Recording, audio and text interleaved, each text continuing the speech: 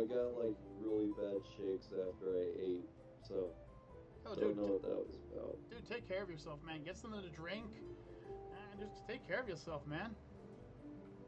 That's no laughing matter. The shakes suck. Yeah. I don't know. Oh, look. It was weird. Like, I was starting to feel really tired. I'm like, oh, I haven't eaten since, like, I haven't eaten an actual meal since 2 o'clock this morning when I took lunch at work. Bad sign, yeah. Oh, look, TMOG's live. No, it's kind of live. Like, 2 cookies when I got home, but that's about it. I didn't eat until, like, yeah.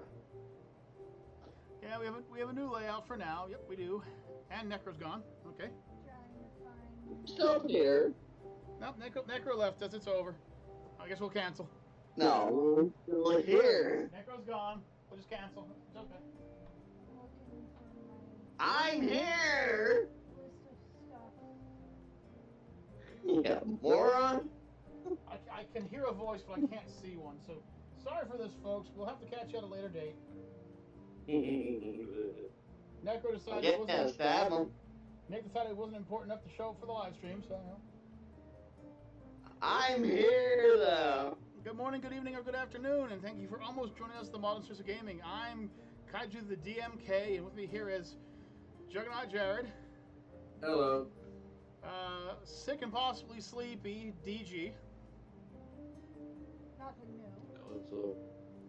And oh, there he is, and Necro Nick. Sorry, I thought he was gone.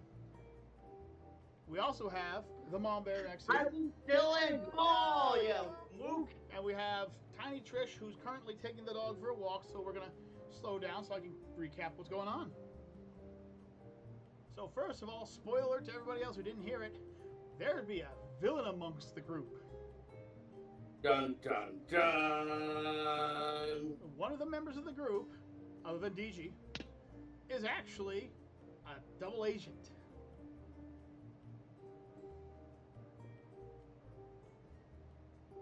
Wait, so DG is a double agent? No, other than, because DG isn't the agent. I just gave it away. DG is not the double agent. He's not. He's innocent. That would make sense if I was, because I've been MIA for how long? Will you be quiet so you don't give it away? I thought you were the villain, honestly. I am the villain. I'm throwing red herrings wherever I can today. I spoke with the villain earlier today, and they have agreed that tonight they will not reveal themselves, but perhaps next week. And Noives Man will be overseeing the quabs. Now.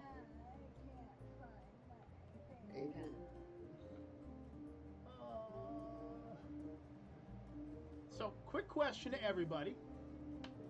No real big thing, but Now, hello Alex, how are you doing today? Has anyone, that's any one of you, happened to see where DG is right now, or is DG missing? I think last time we taken down bot, never found it. I'm sorry. Right now. It was... Necro, can you try that again without the spitting? What? Could you say that again, but this time not let Skynet grab your testicles? I'll try not to. Last time he was battling with us in the first cave, I believe, when he magically disappeared after the clown woman fused with Mama Bear. Not DG, everybody. I meant K-Mod. K-Mod. You say DG. I say a lot of things. Only like 20% of them are true. We faced the... Yeah. What? K-Mod in the game or K-Mod out of the game? Out of the game. No, unfortunately, Alex, Mama Bear has work Monday, Tuesday, so we won't be able to do this tomorrow, so we sped it up to today. Last time Last time I heard, he was in Saratoga. He's in New York, Mm-hmm. so he won't be here, probably. Gotcha. So let me try to recap the hell that happened last time. Oh boy. And hope to the highest of hells we can get through this. So, last time we spoke, the heroes, if you want to call them heroes, were on quite the adventure. They had made it past the first antechamber, where they happened to run into a very unusual person. Does anybody remember the name of our clanking friend?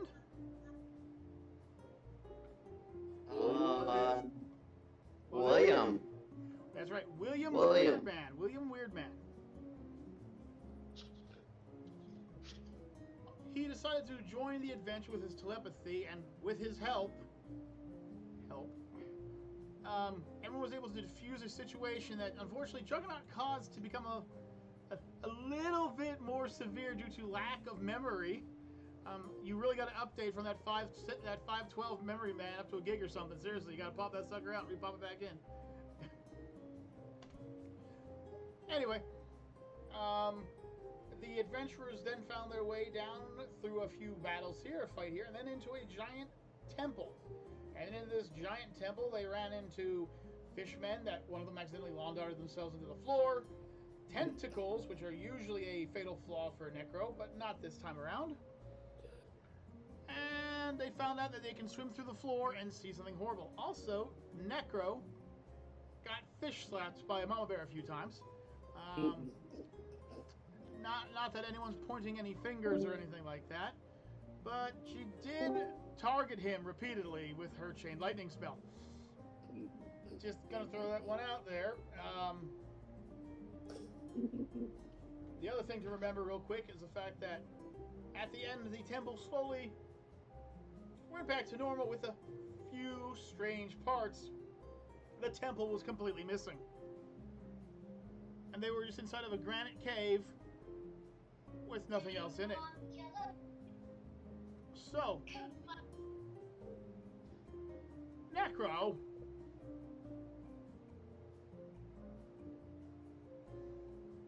we'll wait.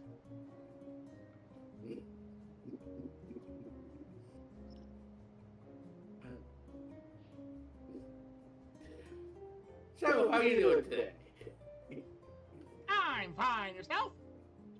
I'm okay. Folks,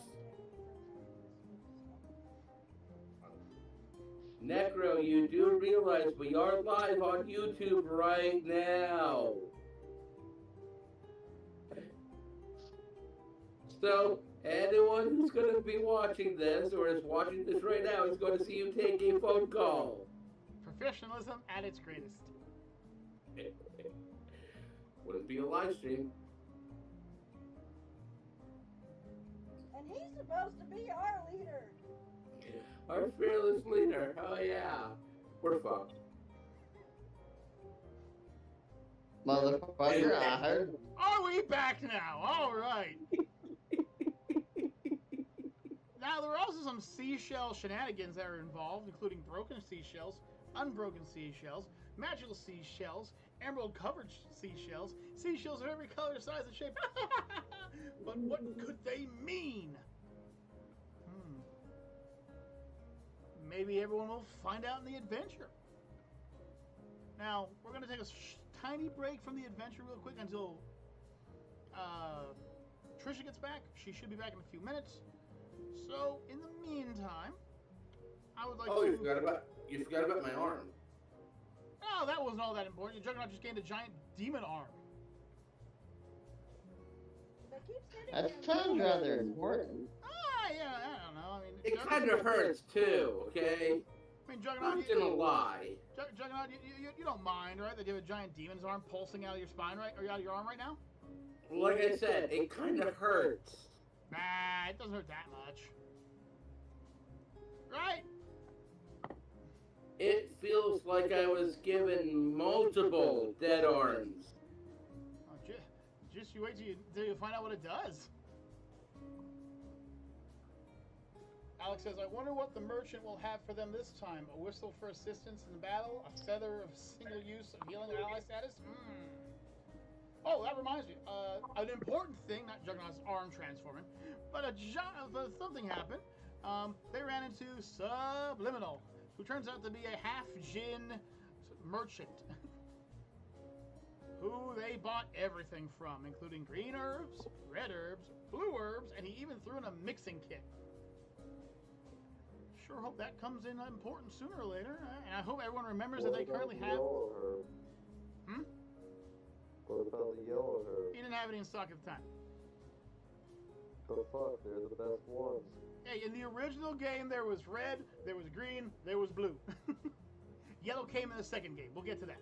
Maybe that's something the merchant could have. Some box of sand, but they don't know it's sand. This is a box of magic sand. It's just a box of sand. 14 platinum. Motherfucker.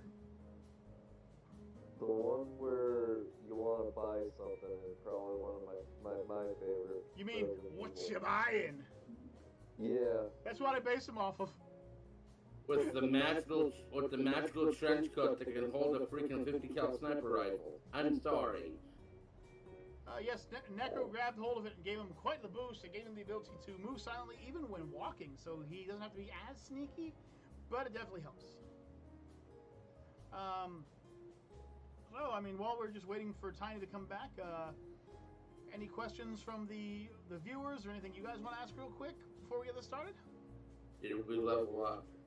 You did not level up last time. You're all still level 10s. I thought we leveled up last time to 10. Oh, well, then I guess you did level up to 10. Although Juggernaut technically can't take one level of it because he took one level in Demon Arm. Which, besides giving him a massive arm, which is based off his strength score, to slash people with, he can also use it to, well, you'll see. You'll see. You'll all see. You'll all see.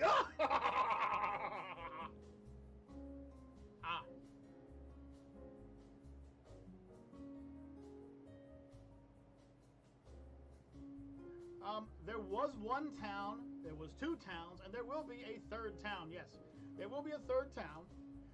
There was the original town, which was the Kingdom of Varsic, which was on the surface where everyone met up. There was the second town, which is technically only known as Gobglob, which was a goblin habitat, if you will. And there will be a third town coming up. I haven't thought much about it yet. I just know that it will probably be either the next session or the session after that. Speaking of which, Tiny Trisha, ladies and gentlemen. Say hi, Trisha. Hi. You okay? Hello?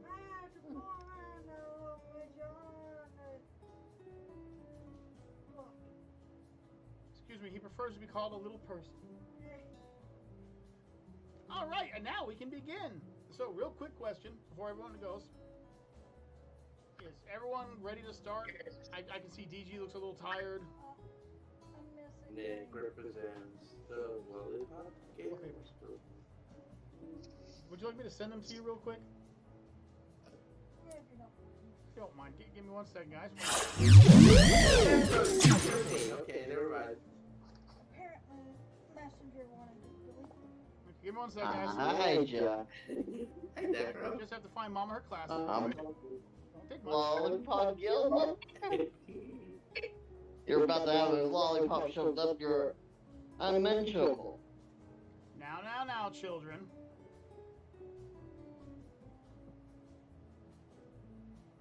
It's all in front of Necro. Until you get a lollipop shoved up backwards. Yeah, I had to bring them up. Don't really worry that So much that I decided to add with it. Oh. Oh well, at least he came with you. Just give me a second, Mom Bear. I'm just looking up some information for Mom Bear real quick. Just give me a few seconds, guys, and I will be right with you. I love this freaking jazz. Ugh. God, you gotta love it. It kicks so much arse.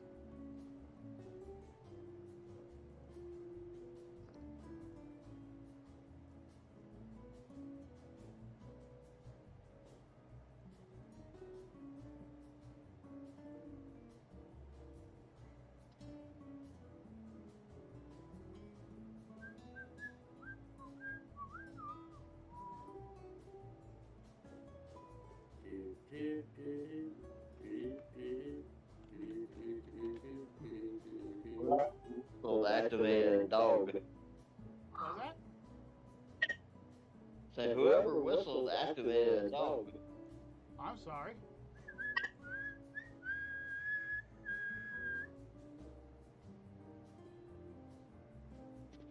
I'm sorry, should I stop? It bothers his ears, apparently. So,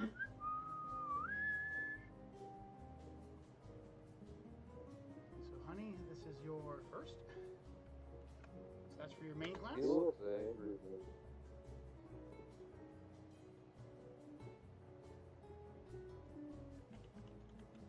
Everett looks angry. He wasn't happy about somebody's whistling. Oh, I'm Yeah. so sorry. Who would do such a thing?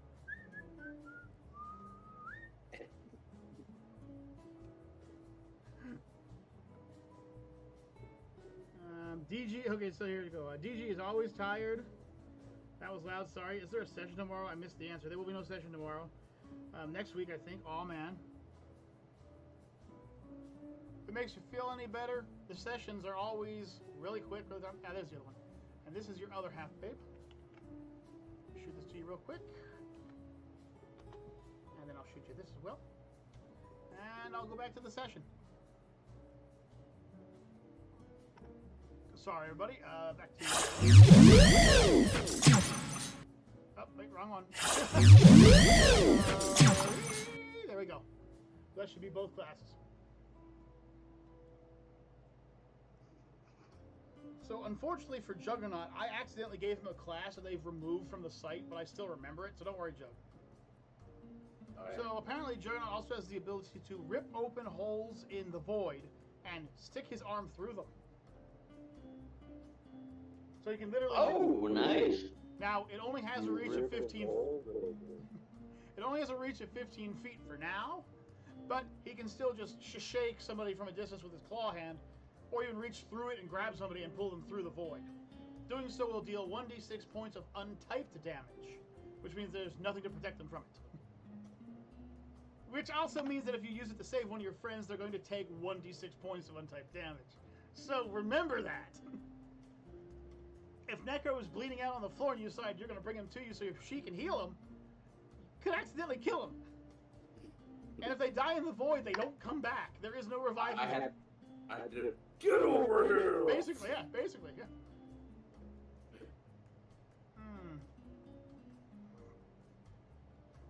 So anyways,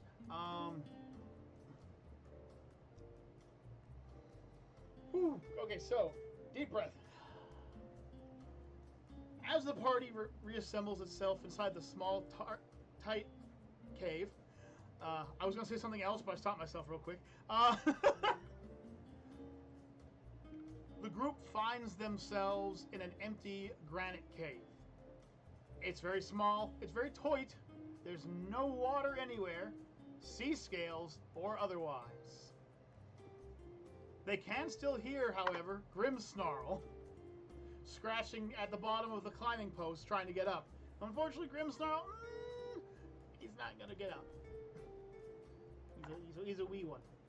He can't climb. Hyena's not known for their climbing skill. So, after the adventure of just drowning for a few minutes and Juggernaut turning out to be the champion of a certain sea goddess, it's time to continue. So, Necro. William is doing a wipe his brow moment. And it's up to you to try to figure out what the just happened. So go, Necro, go.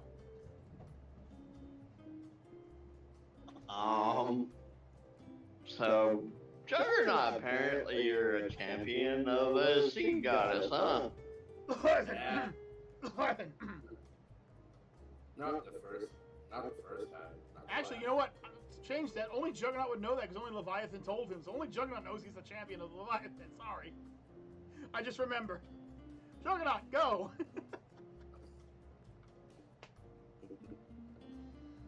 So, Not my week, folks. Bad week. So, evidently I am a champion of Leviathan! Evidently, I hear this voice. It says it's Leviathan. Yes, it is! Fucking... Oh, fourth... Juggernaut takes 2d8 points of fourth wall breaking damage. He'll heal it in 3 rounds. I don't fucking care. Hey, but I got a cool new arm. Yeah, they can see the giant pulsating black arm with spikes on it. Yeah, we can see that, Jug. But I got a cool new arm. I At wonder what least he's not smacking people with it anymore. So anyway, At least you can control over it. he has full control over it. It feels like a natural fit. He just doesn't think certain things could fit in it, if you know what I mean.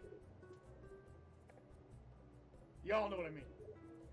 Well, actually, for Juggernaut, he could probably do it. Probably lugging around that thing. So Necker. 20 pounds of pure meat. Since Probably you a havoc are containment. our leader, our fearless leader,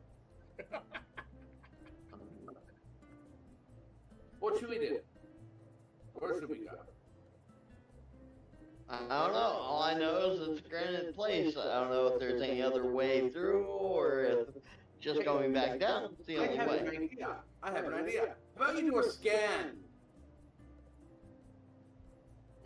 Okay, I'll do a scan. Okay. Oh, apparently the shell necklace that Trisha was wearing has stopped glowing. Necro, are you doing a scan? Yes. Necro, for some strange reason, no one seems to want to listen to me at the beginning of these conversations to know that they are in a cave made of granite with a hole in the back that they walked through originally where there used to be doors. There's nothing in the room except for a door! A hole in the wall where they walked through originally that anyone with eyes could just see. In fact, Necro is currently standing in front of the opening. I even said you could hear Grimmsnarl trying to climb, but no one listens. I think we should try and get Grimmsnarl where we are. Or maybe, just maybe, that you're in a dead-end cave. You should all try to get to Grimmsnarl. Go on to the Grimmsnarl. Alright. Alright, ooh, okay. Finally. So the adventuring party starts to climb down. And as they climb down, Juggernaut notices that K-Mod seems to be acting a little strange. He seems to be glitching out of existence. Glitching in and out.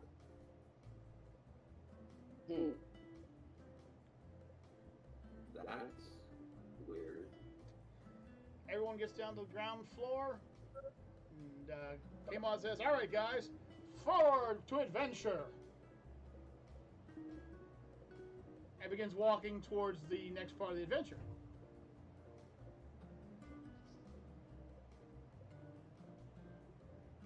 Okay, I guess we should follow, huh? You're all a bunch of freaking tards, you know that? You're all a bunch of freaking idiots. Anyway, so as you begin to go down the tunnel, because apparently no one seems to notice or care. That goes for you too, Trisha. No one seems to notice or care. Everyone now and then you see he kind of glitches, you know, that little. Don't care. Why is K-Mod glitching? This isn't doing anything. That is a good question. I agree. That was a really good thing. He wasn't doing that when we went up. It's almost as if it's an optical illusion type thing. Oh no. As if he was really there. Is that really K-Mod? So apparently you guys are just having a flying conversation up ahead. Okay, so you continue even further and you start to hearing the sound of water. In fact, if anything, you kind of feel as if water's hitting a shoreline.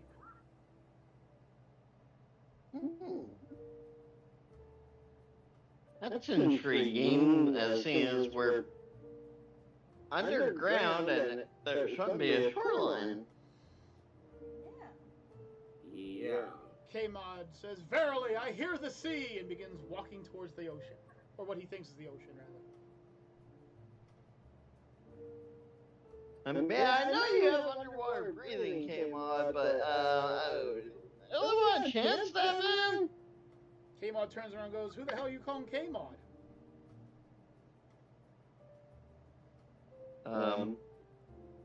Are you not K-Mod? Of course not. I'm... And then the disguise falls. And then it's Deathgasm. He's been tricking you guys the whole time. Ta-da! Oh, you... Yeah, left us alone after one fair got fucking multi-personality syndrome going on over there. And haven't seen you fucking since. You dropped off the fucking face of the earth. I was waiting for Juggernaut to throw me out like a Pokemon. But you weren't in a ball. You weren't even in a box. No, remember, you played one time after that, you moron. I went back into the box. That was never stated. I went back into the box. The box is my home, and I ride on Juggernaut's shoulders. He's got like a little apartment in there. He's playing freaking Call of Duty. What? They need me? Hang on a second. Pause, guys. I'll be right back. Fucking Domino's breaks into the freaking dungeon. Order for DG. You are currently part gin, and gin is J-I-N, not G-I-N, which is the type of drink. Although you could be part gin and part gin if you want to be. I've heard some alcoholics consider that an actual thing. So I was talking to Alex. I'd have to drink a lot of gin to be part gin. Yes, you would. Although honestly, I think I'd rather be part whiskey. While you guys speak about what happened, it turns out that apparently when K-Mod got pulled underwater, he actually got switched with Deathgasm, and K-Mod is currently cramped in the box on Juggernaut's shoulder. Thank God it's on the shoulder where the demon arm is. You can't even feel the weight difference, huh? Exactly. Itty-bitty living space. Deathgasm also has half an uneaten pizza in his inventory. Alex is stringing, so his spelling could be off. With that all said, you hear 3 bells, a ding, ding, ding in the distance. And you hear voices from up ahead.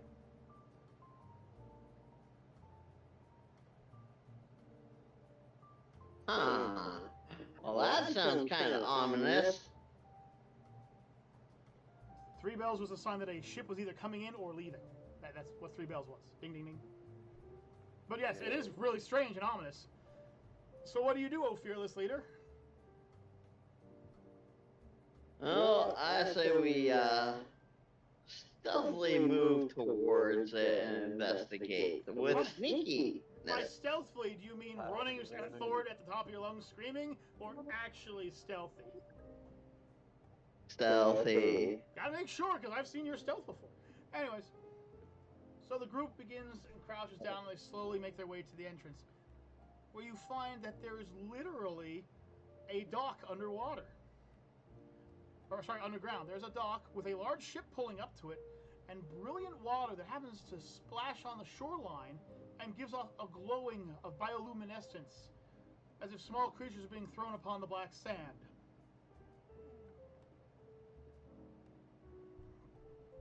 A boat is currently pulling into the dock. There are a few people on the edge of the dock, and the dock seems to have 3 buildings. One happens to be an inn, one happens to be a pub, but what happens to be the shipwright. For those of you at home that don't know what a shipwright is, the shipwright was the one who took care of ships in the process, damaging, fixing, repairing, and usually held on to rents and such like that. So if a person were to stay on dock for, say, 3 days, they'd have to pay the dock workers 3 days worth of salary. It seems quite peaceful, although you can't quite make out the people on the dock. but the seashell around Trisha's neck does begin to glow. And feels cold. I'll be right back, guys. We'll wait.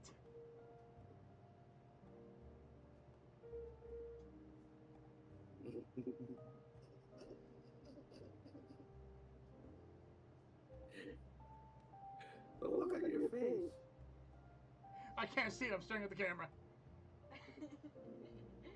The professionalism of Necro Nick, ladies and gentlemen. He has a phone. He's literally on his phone. He could bring it with him.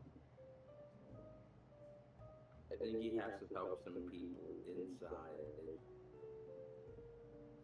Well, since his mother and her boyfriend are currently on vacation for a week, I don't know about that. But okay, so Quabs wants to know if there are any theories on the seashell that Trish is wearing right now. Any theories on why it's glowing? Maybe it's because it's by water. Maybe it goes by water.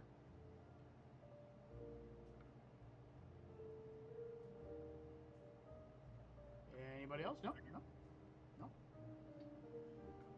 All right. Well, I'll just explain to you guys the situation. The docks seem to be made of a strange bluish wood that you've never seen before. Although it seems to be very sturdy. The docks seem to be very well kept. There are a few people walking around. From where you guys are currently standing, it's kind of hard to make out the people, but they seem to be walking around naturally and everything like that. As I said, there seems to be a pub, which is surprisingly called the Landlubber, an inn called Davy Jones Locker, and the Shipwright, which is called Will Wright Ships. The boat it has lights on it, but they seem to be kind of weird. Like they seem like they are lit up, but there's no way they could be lit up with what's inside of them. There just seems to be something moving around them. You can't really tell what it is from a distance. Anyone have any theories about the red cracked shells from the cultist?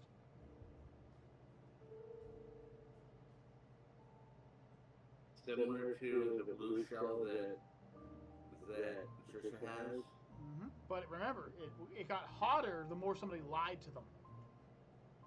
And it was cracked. Much like my butt, which I have to get a new one because apparently mine has a crack in it.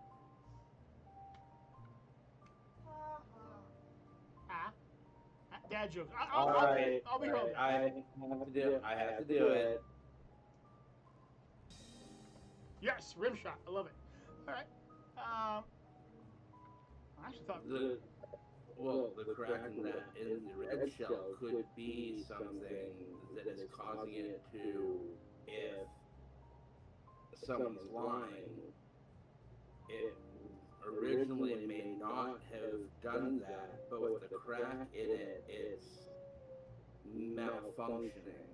Yeah, I like that. Oh, I forgot to mention. So the water is dark, but you can, like, when it crashed on the shore, you can see that it's clear. But there's I know Necro's going all jittery here, but there's a bioluminescent glow to it. Ironically, out in the sea that you can see, see what I did there? There seems to be a massive light coming from the ceiling. That's not sunlight, but there's something there. Apparently I'm being moved somewhere. Can't tell. Quab says, good theory, Jug, by the way, for the red shells. I appear to be moving. If we research correctly, the culture is happening right now.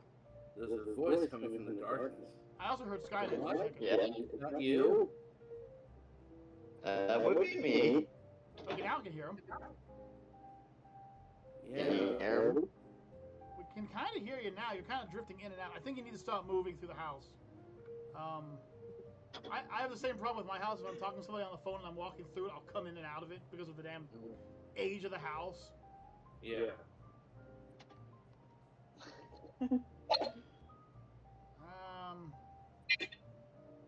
I think he's dry humping the computer. You may have some competition, Trisha. He seems to be making love to an alien computer. see a fan. No, that's just Is Nick. that- Nick has no fans. Is that Necro's only fan? Juggernaut for the win! Juggernaut for the win. His only fan. Better than mine. I tip my hat to you, sir. Better than mine. Oh, okay, we lost him. All right, everybody. Well, they really okay. Hey, Necro. When did you get here? And he's quiet on my behalf again. Give me a second, guys. I have to jump out and jump back in. This happened last time too. We know what. After these messages, we'll be right back. Oh, dear sweet monkeys. I have to get out. I have to get out of Discord. Oh, wait, no.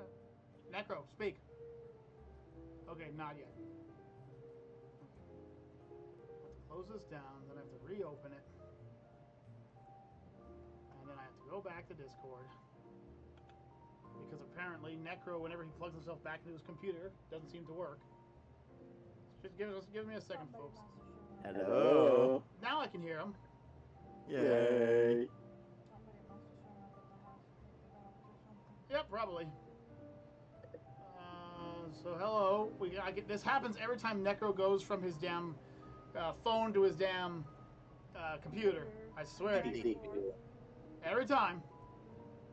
Let me just make sure everything's still going clear. Okay. A bell of silence as well. Ah. The green shells that you guys have just picked up. I don't know if you guys have any ideas of what that does yet. Alright, so anyway. Hello, Necro. Hello, Jug. DG, you still with us?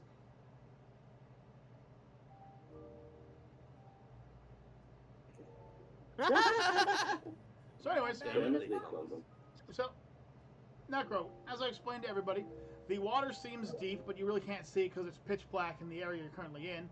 But every time the water crashes to the shore, you can see it light up as if there's thousands of small bioluminescent creatures in the water. The three places on the dock you can go to are the Landlubber, the pub, the Davy Jones Locker, the inn, and the Wright's Ship's Right, which is the shipwright.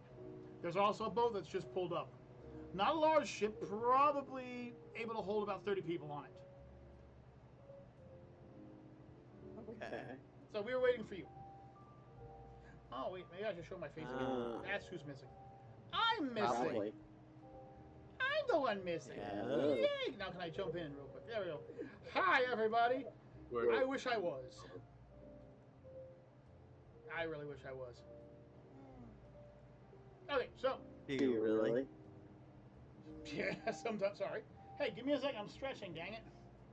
Little brat. So anyways, Necro, you guys have just walked into this area, so now what are you going to do? It's because this is strange, isn't it? It really is. I mean, there should not be a underwater docking area. In a massive underground cave.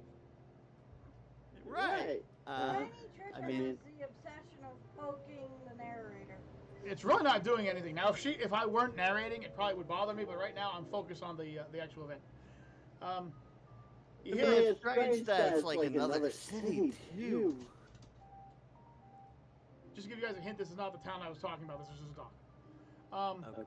You hear a sharp whistle, and somebody begins to approach you. The figure holds up a blue glowing lantern and calls out to you. Travelers, you're here a little early. Are you the heroes that have been hired by the prince? Yes, we are. She comes closer and you realize she's an elf, but her skin seems to be tinged to a shadowy ashen color. Her eyes are a reddish tone, and with her are two other guards that also fit the same description. She's dressed in chainmail from head to toe, as are the two guards. She pulls off her chainmail to show off her white hair. As she does, a small group of normal-looking crabs seem to crawl into the water past her. She introduces herself as the dock guard. Her name is Darunda. You're here early. We were told it would take you weeks to reach us. Are there more behind you, do you know of? we haven't run into any other ones, except for the ones that have passed earlier, I want to say. I mean, as in they're dead. Because we passed a whole big pile of bodies, like at the beginning of this whole escapade. She seems to look at you with an odd look on her face, but she smiles and calms down for a second. The only person we know is that stranger with the backpack from earlier. He asked to be led to the other shore. It's strange. Usually they come in large groups. This one told us that there was another group right behind him and that we should not worry too much about it. He also paid for your voyage over. Did he disappear in like a green smokish? No, he simply walked off the shore into the town across the ocean. It was strange, though, because the captain of the boat said that he'd never asked a single person to pay for anyone else. She reaches into her pocket and pulls out a small leather bag and hands it to Necro. She goes, "Here's 150 gold coins, which he paid for all of your travels." She looks over the boat and she goes, "The Queen Anne's Destroyer. What a wonderful ship. Created by the Dark Elves, you know. That's what I am." She seems to nervously look at Mama Bear and Trisha as she speaks. "But you must all be tired. I would suggest you go to the landlubber to get yourselves a room. The boat won't be ready to go tonight. And perhaps, if you want, you could help us with a small issue later on. I'll be at the shipwrights if you need me." She turns around and says something in Drow to the other two Dark Elves, and they walk off towards the shipwright.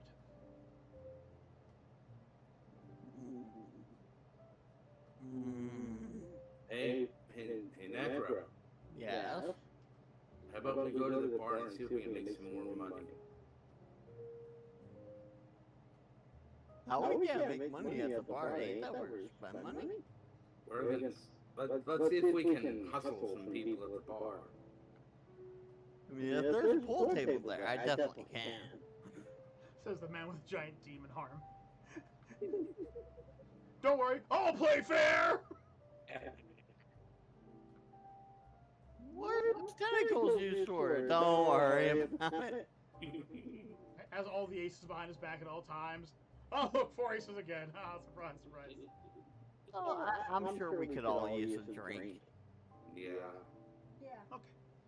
So, it turns out that Williams tells everyone he's feeling kind of tired. So he's going to go ahead to the Davy Jones locker and get everyone's room settled. Thank you, William. Williams nods and nonchalantly walks off. Sideways at first, and then he stops and begins walking as normal as possible. So, Necro, where are you guys going? Are you guys going to the pub? Yes. Okay. You make your way to the pub. You couldn't help but notice that a bunch of the people on the docks seem to look at Mama Bear and Trisha with fear in their eyes. You also notice that most of them are Drow, aka Dark Elves. And Mama Bear and Trisha are not. They're the opposite kind of elf. Yes, they are. They're both high elves. Yes. Well, Trisha's half high elf. She's also half wood elf, but we don't talk about that. You make it to the pub and open up the door. The pub is not nearly as large as the one from the city above. There are a few people walking around, once again, mainly Drow. There happens to be an albino elf at the bar, and a dark figure in a brown and black cloak and hood. They also seem to be armed with 2 knives and a crossbow. They seem like a dangerous sort, or perhaps a person of interest. But to your chagrin, unfortunately, there appear to be no darts, no poker tables, and sadly, no pool hall. Damn. So, Jack, we can't make money. But anyway, I would like to approach these gentlemen and offer to buy him a drink. The man with the 2 Did you just assume her gender? Okay, I It's would just like a to. person in a cloak. It could be a fucking scarecrow. I would like to approach the person with the daggers and the crossbow and offer to buy them a drink. Well, as you enter, however, you're intercepted by a very young Drow. She seems to be about 14 and 15, but in Drow society, That could be any age. Unfortunately, elves Right. are very slow when it comes to aging, so she could be in her hundreds and you wouldn't know. I'll get to that in a second, Cloud. She says, "Welcome to the Landlubber. Can I get you something to drink? Today's special is bioluminescent wine." That sounds delicious. I've never tried that before. I would like to try some. Okay. She points towards the table and says, "I'll leave the wine right there for you." She goes and walks away, peering back at Mama Bear and Trisha as she does, and gets a bottle of wine and places it on the table. She then skittishly runs off and begins talking to the others, who also seem to be peering at Mama Bear and Trisha very wildly. I think that's going to be a common occurrence here. Don't trust the wine. Mama Bear says, "Don't trust the wine." Yeah, she got that bottle off quick. That shit's not refrigerated. It's her... Okay, fine. Y'all can play Shadow Conspirator all you want. As you approach the hooded figure, he looks up at you and clears his throat as if he doesn't want to speak with you, because it's apparently now a dude, apparently. His arms are folded and he leans against the wall. However, he seems to be fingering at his coat nervously. And that crossbow seems awful close to his fingers. I approach him with the wine bottle and 2 glasses and offer him a drink. How do I answer this one? Wasn't expecting him to give a wine away. All right. He watches you as you fill the glasses, looks down, looks at you, and grabs the wine glass with his hand and holds it up towards yours. Vakarolska.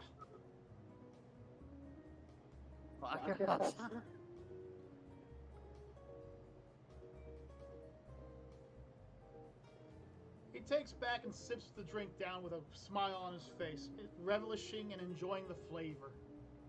He appears to be a hunter of some sort, but seems pretty hostile.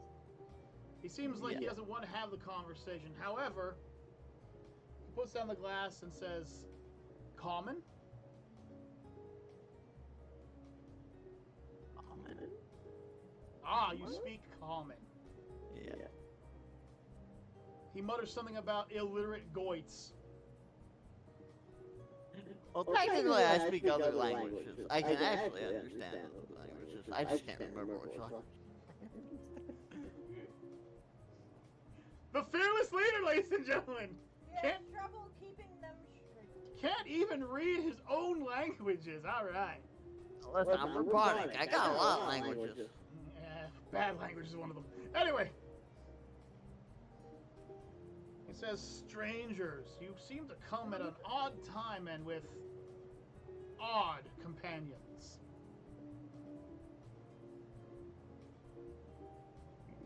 Yeah, I mean, He kind of nervously stares at your back and Juggernaut's arm, you know, like, odd companions. I mean, we've seen some stuff along our ways, and, I mean, yeah, it's taking a toll on our bodies, but in a good way-ish. He takes a look at both of you, looks over at Mama Bear, looks over at Trisha, and in High Elven he speaks, "Good evening. I hope you don't take this town's hostility to heart."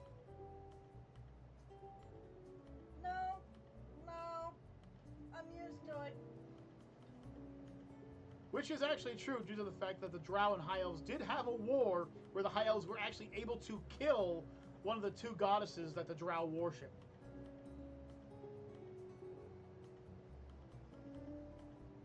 Interesting. He then looks at you and says, "You seem interested in seashells," looking at Trisha's neck.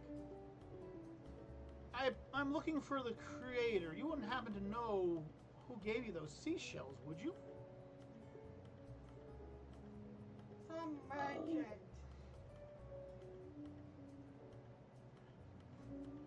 arms dealer. Supplier, sorry.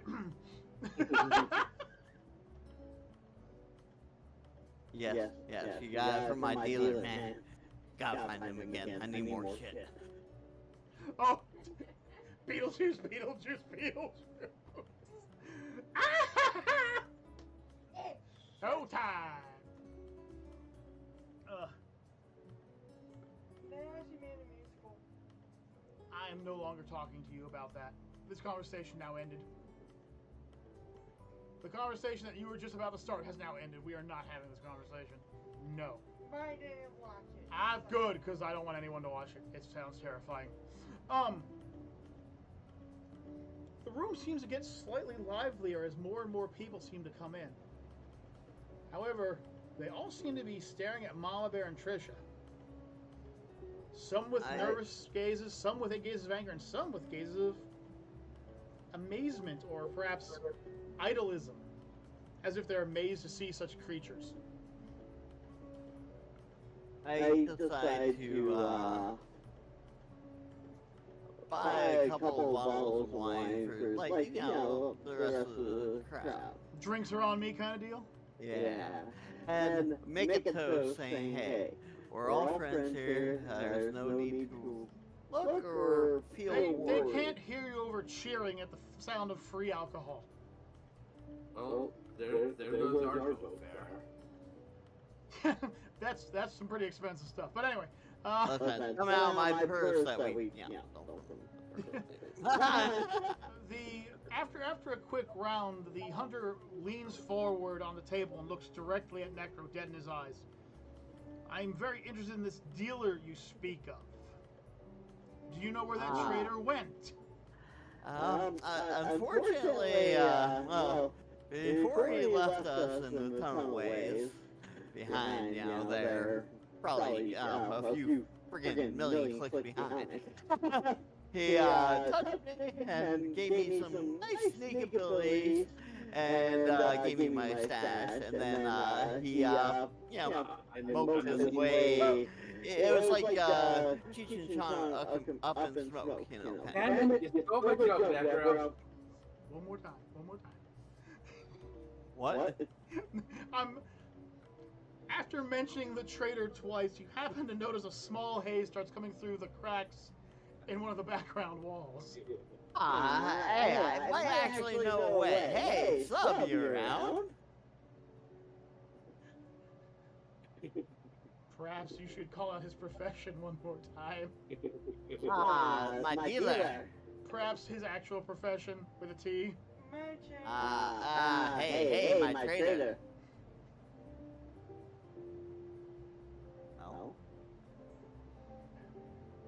The wall begins to rumble, and out comes a green blast of very nice stuff. Nick, roll a d20 real quick. Could you roll that 4 times, please? 4 Oh times? no. Why 4? You'll know why. Why 4? You'll know why. The first one we get a 4. Okay, well. 7. Okay, well. Not honest. That one went behind the computer. Gotta dig it out. The luck is not with us tonight. That was a 16. Okay, that's better. And another 17. Okay. Well, unfortunately, Mama Bear and Juggernaut catch a good whiff of the good stuff. All good. He only gives the best shit. They're unbelievably having a good time right now and have -2 to their perception checks. Luckily, Trish and Grimstar were able to cover their mouths up and everything beforehand, so they're not exactly high as kites right now. Mom and Juggernaut have moderate high. Shit throughout my time. You know, it fazes me, but not as bad. I got into it in honor stuff.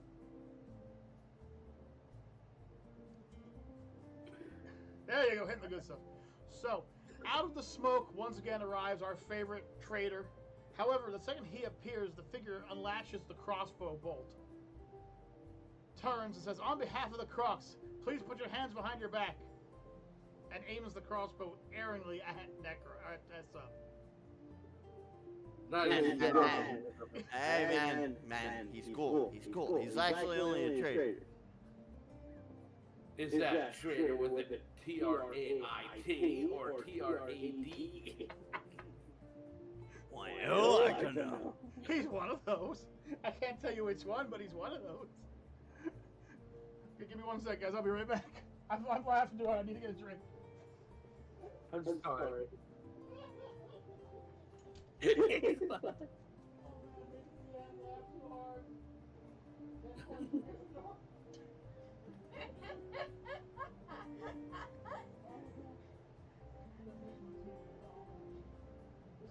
think this has been one of the funniest moments right here. I'm not gonna lie.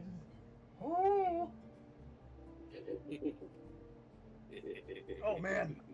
So I stand in between them and say, yo, man, cool out. He only sells the good. He doesn't sell anything illegal. He only sells stuff to help everyone out. It seems that once you notice the badge, you realize this is a bounty hunter. Put your hands behind your back, or I cannot guarantee your safety, says the bounty hunter towards Sub. Stop, man. Ask what you've done notoriously. What has he done, Notorious? What has he done? Didn't you hear? No. Well, then maybe you should pay more attention.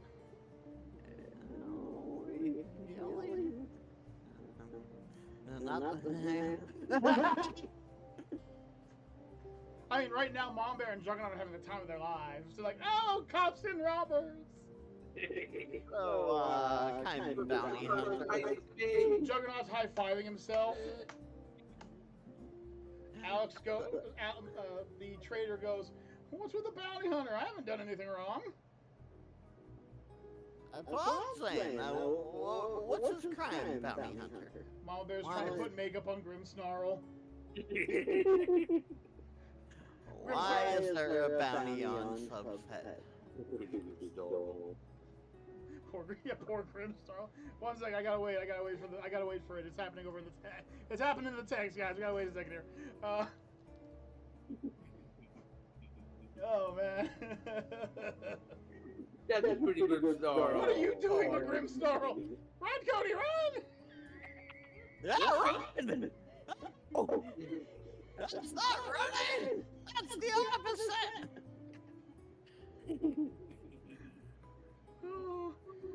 You're fanboying that dog! The figure pushes past Necro, as if Necro's not even there, and says, You are being arrested due to fraud and aggravated assault. Put your hands behind your back now. Your merchant friend goes, all I've done is sell goods to those in need. I can vouch for that. Are you fluffing? Poor Grimmsnarl back here. She kind of flipped him and... Okay, Cody. Okay, so anyway, the room seems to have gone up into a commotion. Everyone seems to be watching with bated breath.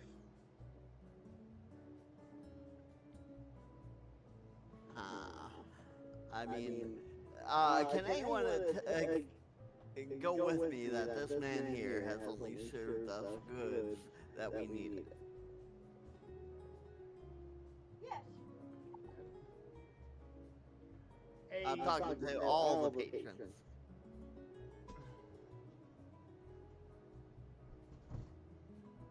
The bounty hunter lunges forward at Sub, but Sub nonchalantly, as if he was standing still,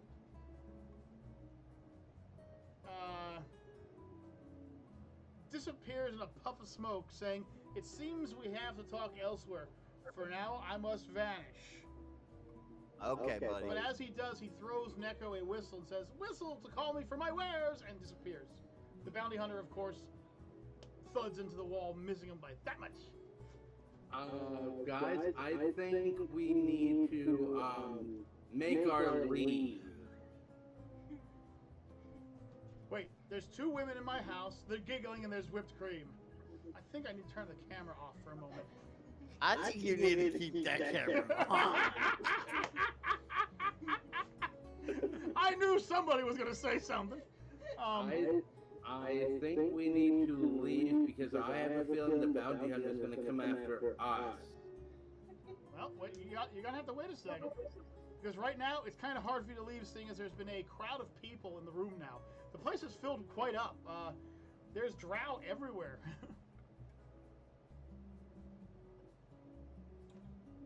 Unless, of course, somebody wants to violently push through them, or perhaps grab and throw them. Or not. Would you like me to? The bounty hunter growls. A guttural growl and glares at Necro. This is not over yet. I will find him.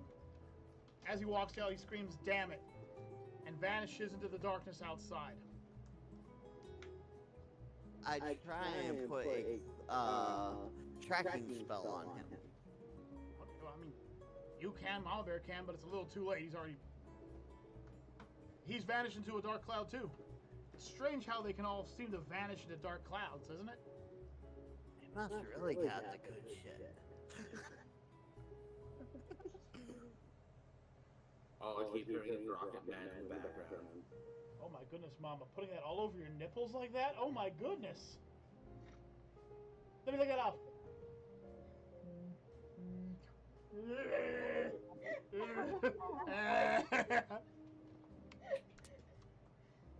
Well. What are you laughing at? It's a creepy hammer. Anyway. Well, what's going on? Necro. Is it not? Yes, and it's not the first time she's had white stuff in her mouth.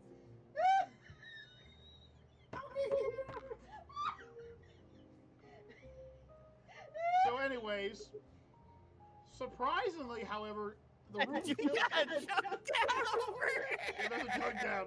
Jug down. Mama down. Everyone's down. I'm not down. I'm okay. here.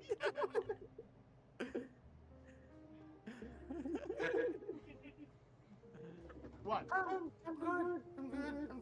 You sure? We're back? We're good?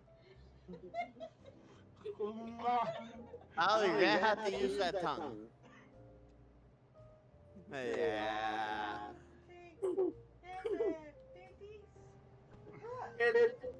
Be glad that I was not drinking at the time, Yeah, Necro. all that white stuff you guys are throwing in your mouth.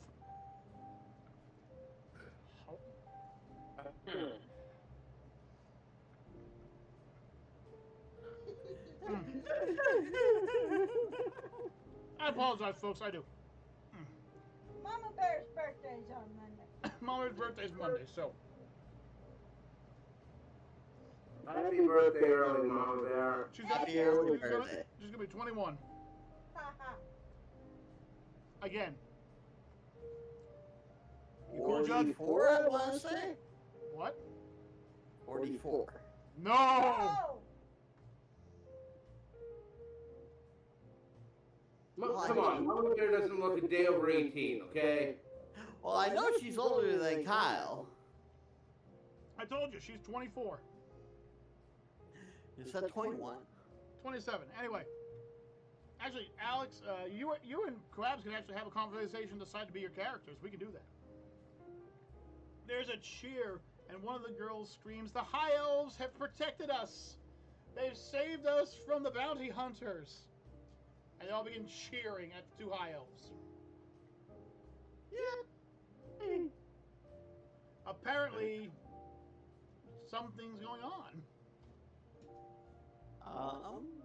You guys like the actions of us? Unfortunately, they can't hear you because they're currently surrounding Mama Bear and Trisha. And they're all cheering at them and trying to shake their hands. And basically, you guys have been left in the background. See, I share my booze with people, and this is what happens. And Necro, pickpocket. Oh, Roll a d20.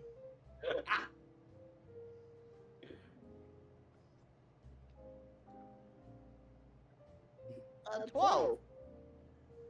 Necro is able to accumulate 300 gold from these poor people who live on a dock under the ground, and he feels great about the fact that he's an evil person. Anyways, After a while, the crowd dissipates, and Mama Bear and Trisha are sitting there with jewelry galore draped over their heads. They've gained about $1,200 worth of jewelry. Yeah, that's gotta be a good worth there, huh? Cody, calm down. Hey, altogether 1,500 payday. God. He's trying. He's trying. Uh-oh. Let me get this, Cody. Let me get this for you because they're evil. Okay, there you go. Go get it. Jump. There you go. Okay. After the crowd clears out, Necro receives a wonderful smack to the head by a broom. Ow! As he turns around, the young girl who gave him the wine is sitting there glaring up at him. Okay. Uh-oh. How you doing? She goes, "You're not very subtle when it comes to your sleight of hand." You can't blame a man in this world nowadays. She holds out her hand and says, "Please, just give it up." Oh, Yeah. Please make sure it gets distributed back to the right people. She nods and says, "Yes. I hope your mother's proud of you, by the way." And she sashays away, trying to look as angry as possible. Listen, she died a long time ago to a kraken. I want to hear it. The albino bartender walks over to you. He ate the paper, didn't he? I think he did. Yes, he did. He ate the paper. Gosh darn it. Oh Oh my. He seems to be quite confused, but looks over at Necro and says, "Would you care to explain why the Crook Hunters are currently in my establishment looking for your friend?" Well, I mean, to be honest with you, I've been in passing occasionally, bought some goods off of them, but up until this time, I haven't seen him in like 5 years plus. He kind of vanished off the face of the earth. Ah! Mama Bear! Ah! My artillery piece! What the? Mama Bear! All I did was look at you! Oh my goodness! Well, this DM's gonna fucking shower tonight! Oh my goodness! All I said was Mama Bear and she fired off like a cannon! Look at my desk! There's whipped cream everywhere! It fired everywhere! It's on the walls! It's on the floors! It's in my hair! It's on my clothes! It's all over Mama Bear! It's on Cody!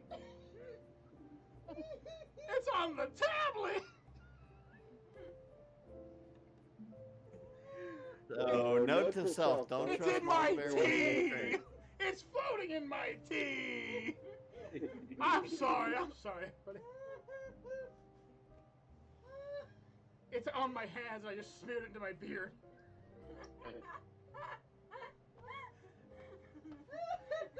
I'm sorry, folks. 1 second, please. I have to clean this up. I have to clean it. Oh my goodness. Mama Bear had a happy accident. She came Listen, everywhere. he It's everywhere. He doesn't mind when you score from one place, not the whipped cream place. Yeah, seriously. Oh man, it's everywhere. Oh my goodness gracious. Oh my goodness gracious. All I did was look at her and said, "Mama Bear," and I regret everything I did. Oh, thanks, joined the fight. Oh, okay, I'm sorry, everybody. I'm back. Okay, so after all that, the bartender lets out a sigh and says, "I don't enjoy having that level of excitement in my bar. Most of these people work on the ships or at the shipwright. You've caused a bunch of trouble for me and my people, but you did buy 40 bottles of my homemade bioluminescent wine for everybody. Cody. I'm gonna have to give you a write-off for that." He sighs and says, "You adventurers, every time, every year." What do you mean? She's just He goes to cleaning up the floor and picking up tables and the such as he looks over. curious. Every year you come through here. I've been here since the beginning. Since they broke through that hole in the cave looking for some magical doohickey of doohickiness. Again? Again, Mama Bear! You gotta find that artillery piece over here too? Anyways, I'm sorry.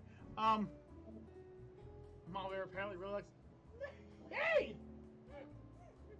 You know, I'm done. Okay, so guys, anyways, I'm just gonna pay attention over here while these guys are guzzling white stuff up by the dozens. So he looks over and says, I've been here for so long. I was but a child when the first adventurers started showing up. And that prince, he glares down at the table, that prince, and all his money. He pays for everything, but doesn't pay for peace of mind. He kicks the table, yiping a bit as he hurts himself. The constant tussle, the constant pain. He finishes setting up the table and grabs a bottle of the wine and begins guzzling it like it's mad. He takes in a deep breath and says, and the worst of it all, my family fell for it too. He grumbles. What do you mean, kind sir? They went on the voyage to find the artifact. I found them. Hey, Mom, look, it's your favorite person. He looks down at the ground, gibbering, mindless. How does Mom look like? They couldn't. They just. Grandma look like it. He grumbles. They just couldn't take the power of the artifact when they touched it. It drove them mad. He growls. High elves. Looking over at Mama Bear and Trisha. After all they've done to us, they keep walking through as if nothing happened.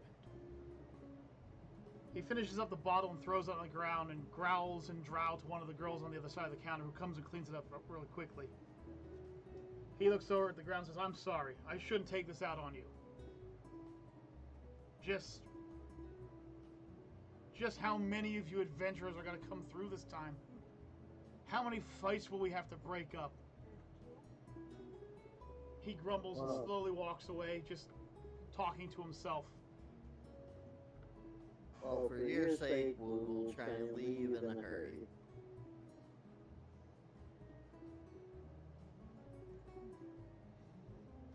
Yep. One of the bartender S's, I guess, walks over and apologizes for how her boss acted, and basically explains to you guys that he means no ill will. If it weren't for the adventurers, he'd have no work. He says, after all, they come by monthly. She just walks away. Guys, I don't remember the prince ever mentioning that. No. So many of us are coming here so frequently. Yeah. I like it, but I do. One second. Alex, I like the idea. However, you have to remember that the Croak Hunter Squadron is actually huge, so hopefully some peace can be made between the two of you. You're left alone in the bar while the bartender has a small breakdown in the back room. You can hear him grumbling and cursing and drow.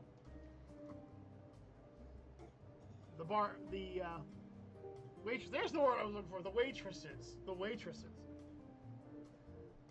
begin to set up and prepare for another vision, and the youngest looking one keeps looking over at Necro and just shaking her head with this motherly look like, you know what you did. Don't lay it down. Also now Mama Bear and Juggernaut have come down from their little high. How was that shit, guys? Mama Bear's like, hey. Did you see the mess I made? Wait. What? Why is Grimstone covered in makeup? And whipped cream. And whipped cream. Perhaps. Damn, my hands smell like whipped cream. Perhaps, just maybe, you shouldn't ask. What did we do? Well, you guys got a taste of some stuff. Well, we know that he let's uses try to this. call you. So, anyways, it would appear that all of your little journey adventuring in this room has ended for now. So what's up for you guys to do next? Let's go to the end. Yep, I say we go meet up with William, see how he's doing, and take our rest. Okay. As you approach, you're once again met with the fanfare and the eyes of other drow. A few still look down and look away from Mama Bear, but for the most part, it seems to be a little more uplifted feel. As you make your way, staring at the beauty of the shore crashing, you see Williams leaning up against the door of the Davy Jones. He waves you a hello and says, "I hope your guys' adventures were as fun and adventurous as mine." What did you do, William? You hear Williams giggle in your head and says, "Oh, I just made sure that a few loose ends were tied up." Where I come from, I don't question that. If any of you other people want to question that, I don't. Nope, I'll leave that unsaid. Quabs hands out the keys to everybody's room and decides to walk in saying, "I've had a busy day. I think I'll just rest for the evening." And walks off. Anything else you guys want to say before bedtime? Well, I hope we all have a good sleep. Nothing happens in our sleep, like we wake up with a shank in our spine. Hopefully I don't wake up with another demon arm coming out. It'll be a Oh, deep that might be a bonus. That might be a bonus. I don't like the look of that face, Kaiju. I'm glad you couldn't hear what I said, Juggernaut. What did you say? Anyways, your rooms are all met with a complimentary meal, which is actually quite tasty. It seems to be cave fungus. How's it? All right. So. Question mark on that thumbs up. Is there some sneakery behind the camera? Anyways, you guys will never know. While you sleep, you find it kind of hard and difficult because you keep hearing what appears to be clicking and clacking sounds outside. However, you will all eventually go to sleep with warm bellies and happy hearts. This is where the do do do do do part goes. You're all awoken by the innkeeper, who awakens you guys to daytime, which is still pitch black. Right, we're in a cave. Right. Each of you stretches out. And by the way, at this moment, I should remind you guys that everyone has regained all of their spells for the day. Woo! Yeah, that's because Mama Bear was running out of chain lightnings to zap Necro with. Did you use that? And I was on my help. Alex is like, I see you're reading the chat, Jug. It's too late. I've deleted the parts. No, I'm not. Anyway, yeah, Juggernaut. It's kind of watching you read while you're doing it. Anyway, that's what I thought. Anyways, so you all awaken. Grimsnarl grumbles, having to get a bath to get the makeup off, And whipped cream. and the whipped cream, and the pantyhose. What? Where did those come from? That's for another day. That's another story for another day. Grimsnarl! Oh, he did try and fem him up.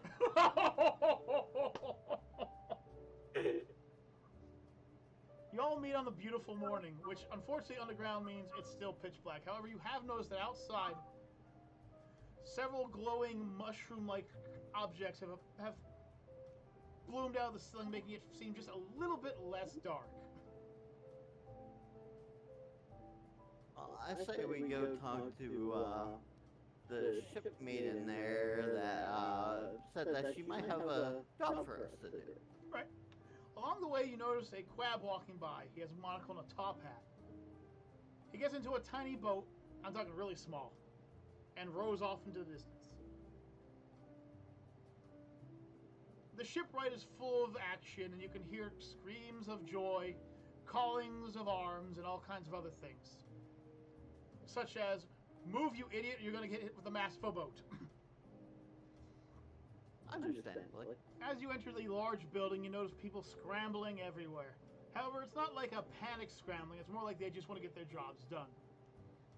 You can see several large boats being held up by strange contraptions. A dark dwarf calling out commands in Dwarvish, which all the others seem to be doing. And the shipwright herself, the captain of the guard, MIA.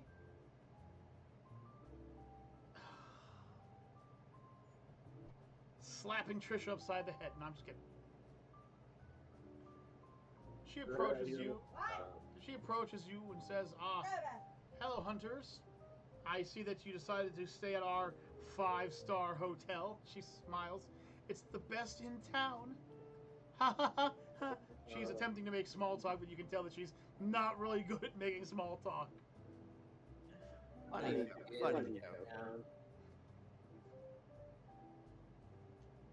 So, I remember you mentioning that you might have a small job for us to do. We're interested. Ah, very well. Allow me to explain. And yes, Noives, I know it's weird. I know. She makes a Oh, by the way, that plaid was really fancy, Jen. Oh boy. Anyways, she leads you through the shipwright and begins showing off things, boats, the head dwarven contractor, a strange metal tube-shaped boat with no sails. She leads you to the back to a small, dark room. Not really dark, but like out of the way. It's quiet in there. As she leads you in there, she closes the door and offers anyone some water or some tea. Sure. She fills up some glasses of water and hands it to you. It's fresh. Very delicious, very cool. She sits down nervously, rubbing her finger on the side of the glass as she looks up at you. I would normally try to take care of this myself, but I'm not sure. I'm not sure how to handle this. She leans back in the chair and looks up and she goes, it's been so peaceful here for years. Adventurers come every few days. Adventurers leave every few days. But recently, there's something here. She leans forward and looks over at Mama Bear. I have you to thank for getting rid of the bounty hunter, I see. Thank you. You're welcome. She looks over and says, high elves are not usually seen around here, so there's many nervous people around.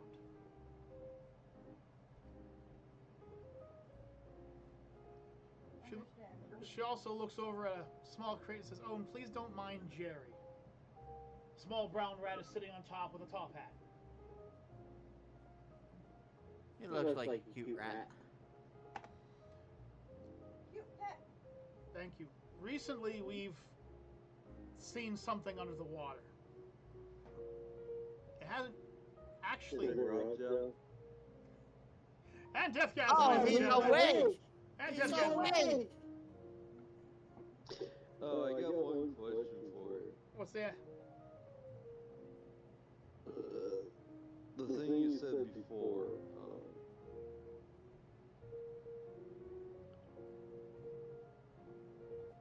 I'm trying to remember what you said. I get that a lot. No, I know something, like, in the last 2 minutes, there was something I wanted to make a comment on. Maybe not that far back, maybe about a minute. Okay, well, I mean, you were at the ship, right? You were looking at the ship, you saw the big metal cylindric ship.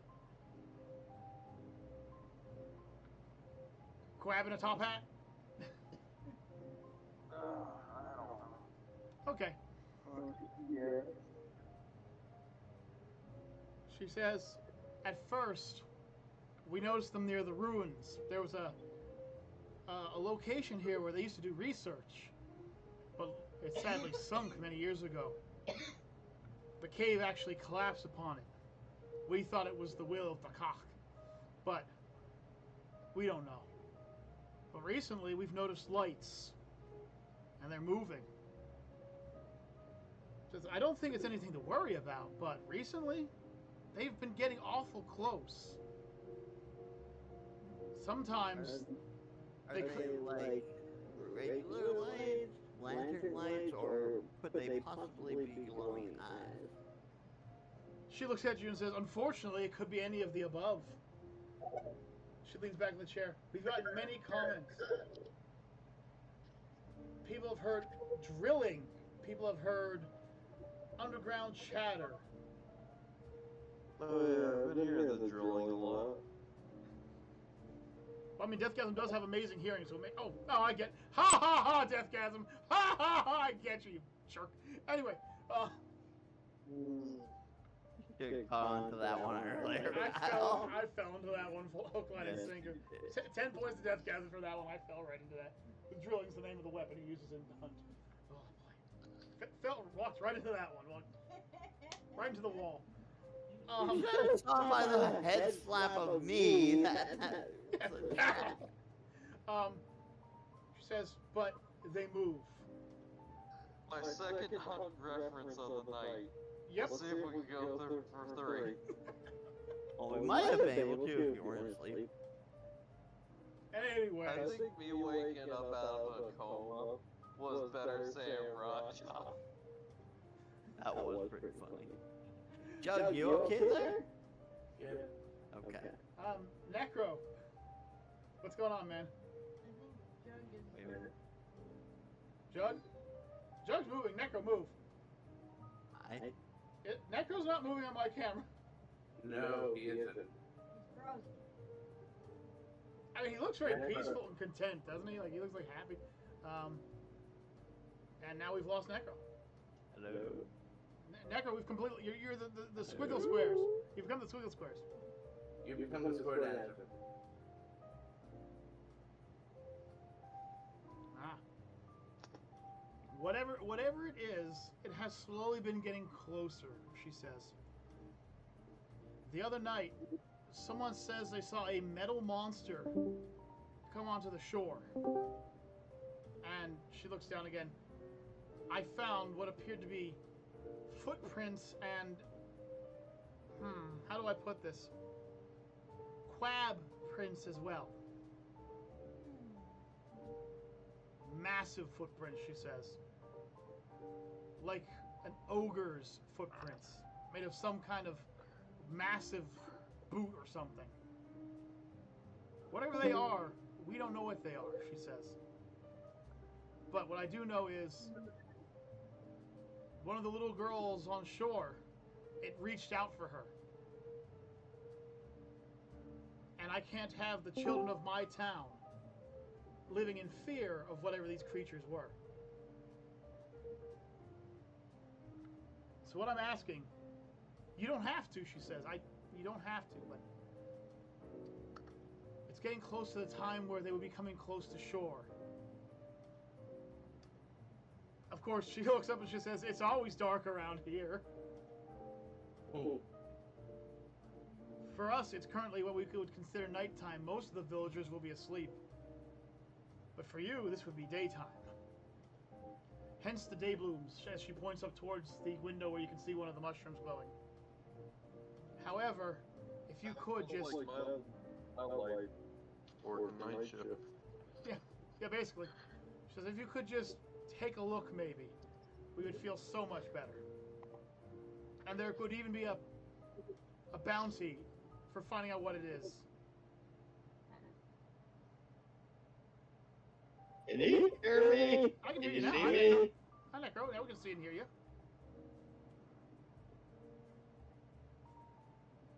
Something happened to your PC? You okay? Questioning what happened there. No. Try restarting your computer. It could be just as easy as that, man. Yeah. Okay, he's gone again. I'm so confused too.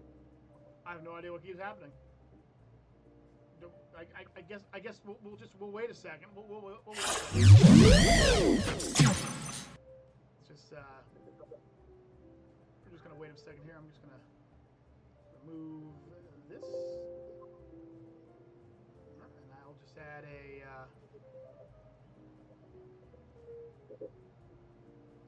had a little something there. Ooh, I know what I'll go do. I'm gonna put an ad. What happened?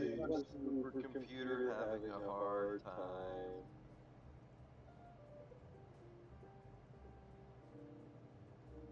Okay. Okay. No. Back to the. No. I want to go back to. From the internet, bro? We can't hear Necro at all. No.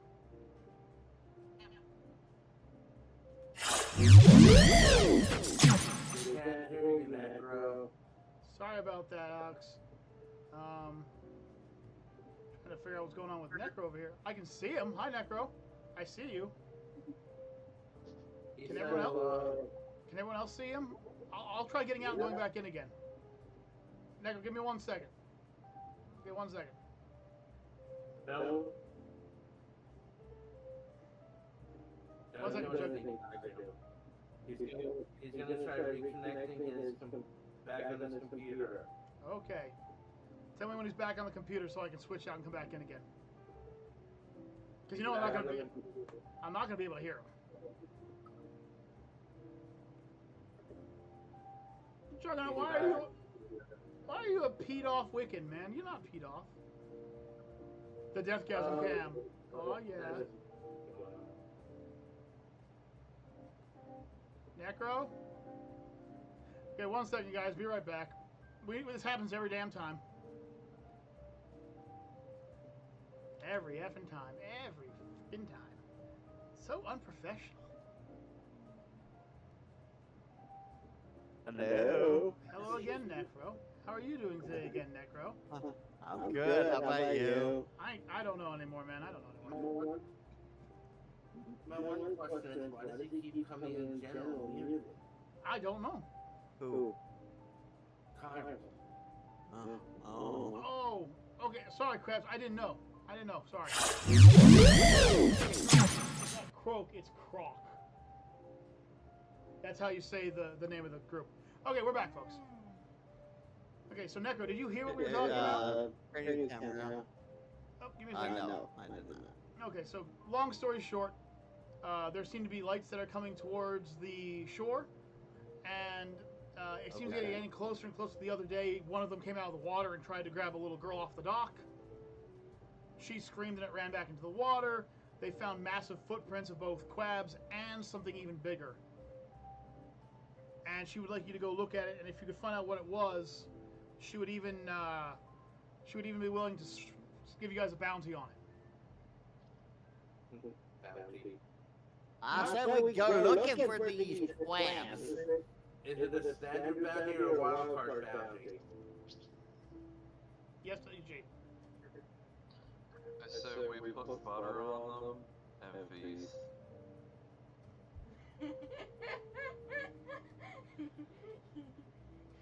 It doesn't sound like a bad idea, but they're Quabs, not crabs. They're Quabs. The adventuring party is led out and pointed towards the secluded part on the beach. I don't think there's a difference between the frickin' pronunciation. I think they sound delicious still. Quabs, if you ever get to meet this man in real life, you might want to run. You guys noticed that the one that got... The buzzed wanderer. You guys noticed that the one that was in the boat is now rowing quickly to get away from him. Just out into the water. You made monocled Quabs run away. One away? This is contagious. Okay. As you make it towards the shore, you do happen to notice something in the water. There are some kind of glowing lights. Along the shoreline seems to be Quabs, but they seem to have chains and collars. Very odd-looking creatures. They notice you and quickly run into the water. They're not Quabs.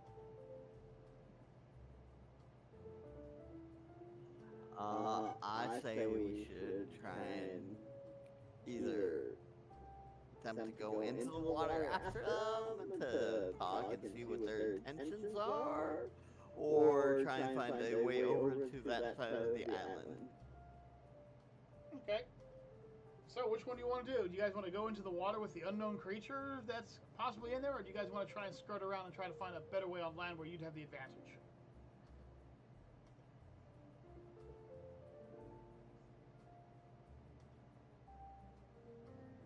I think we should try and skirt around to find a better STG. You can be in between both of us. What? Attack. Nuke. No. Anyway, there's the tactical nuke for the day. Hold on. DG, we're underground. Well, No, You no, don't know what that would do. he doesn't know where you guys. Small attack. But you know the funny thing is, you know, you guys are underground, but above you is that jungle full of those really, really rapacious lizard folk.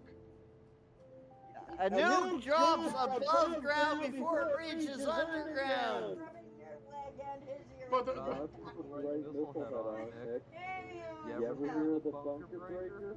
hang on, I gotta see something. Can I give me a second? I gotta roll a dice. I gotta roll a dice. You I ever gotta see hear of the something. bunker breaker? First of all, they're called bunker busters. Oh. At least if you're getting your terminology, get it right, motherfucker. Oh, I remember from World War II history. Friggin' Everybody remembers World so War far II. down in the ground that friggin' blast the fucking bunkers out. Okay. Didn't we try that in Iraq and it didn't work? So, anyways, there's a rumbling from above, and there's a shake. And while nothing happens down there, there are less lizard folks above right now. It took out the mating lizard folk that want to rape us. They were in heat. They had no choice. We did a good thing. We'll see No about one that. good.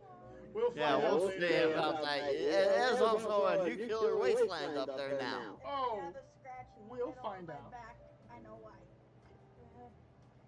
We'll see if this doesn't come and bite you guys in the ass later.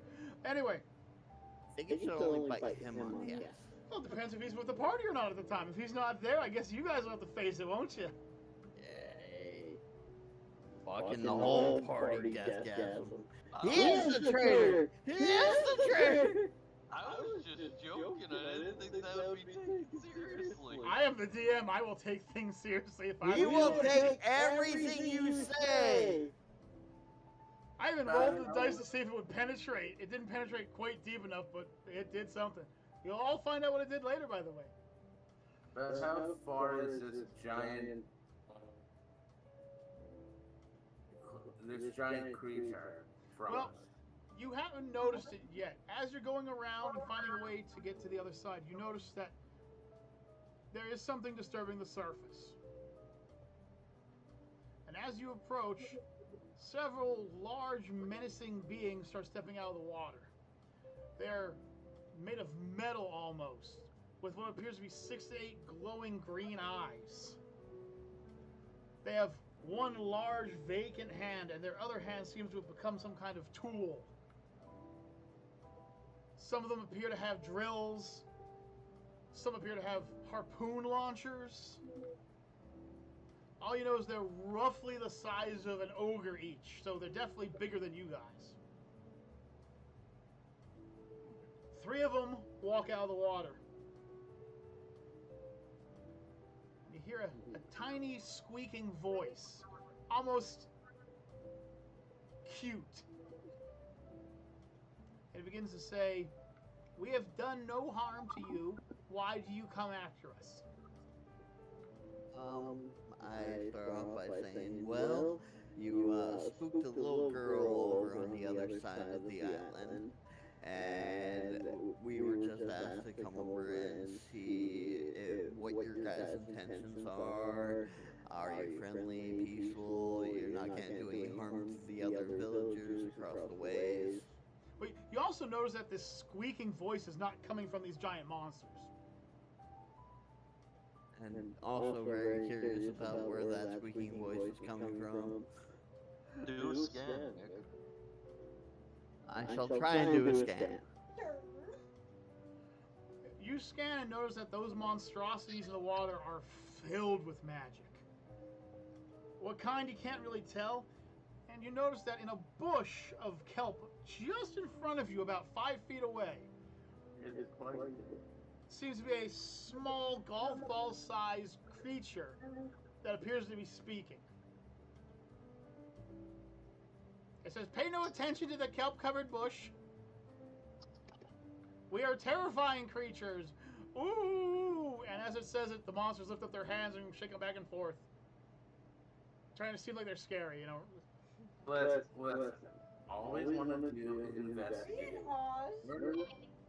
We're not going to hurt you. We just want to talk peacefully. After a few seconds of silence, the voice comes back and says, "We are listening. We'd like to speak with you face to face."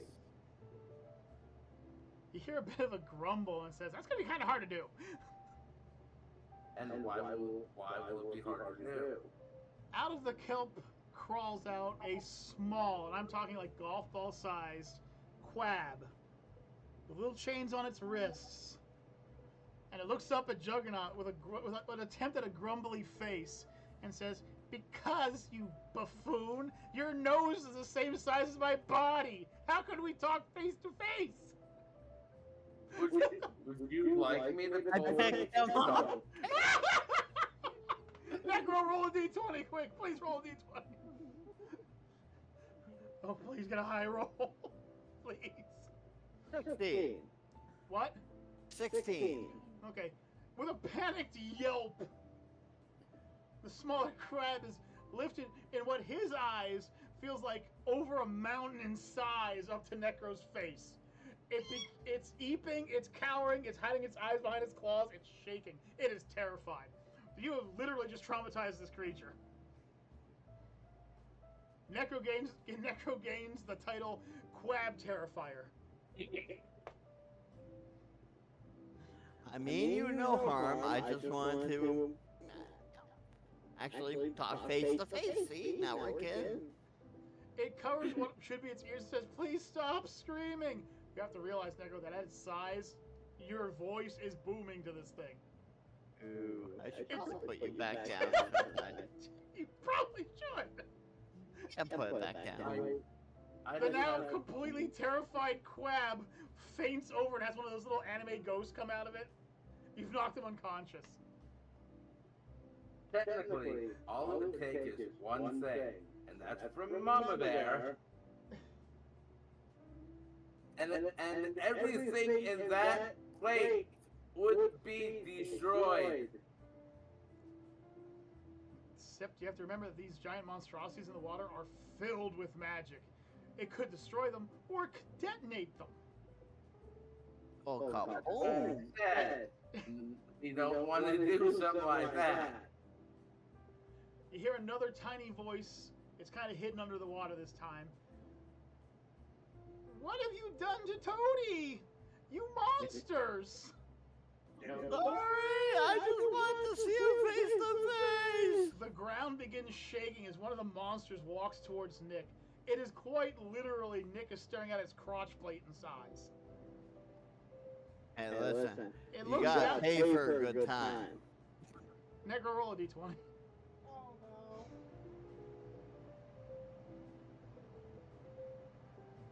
Oh no. He can never just roll it, can he? He can just... If it's a 20. It was a 19. Necro gets launched backwards about 70 or 80 feet and hits the wall, taking 48 points of damage. I thought high rolls were supposed to be good for me. It wasn't for you. It was how far you got knocked back. Not every roll I have you do is for you, buddy. It scoops up Toady and walks back to its original position, kind of like trying to cuddle him but not crush him with the drill. How big are these things? If Necro is the standard size of a robot, he would be about 6 foot. So if he comes up to its crotch plate, these things are about 18 foot in size. Okay. They're relatively big, and all it did was swatted him. It didn't even like punch him or anything. It just like swatted him aside. Like Necro wasn't knocked unconscious or anything, but he got hit hard. You know, we have seen your power. Would you like to see mine? No, Jug. Roll for initiative. Damn it, Jug! I'm the team leader for a reason, Jug. God damn it. Necro, roll for initiative. Juggernaut decided to start beef with monsters, and Necro's already 48 HP in the hole. Okay, so first one's a 17. Okay. Next one's a 11. Okay.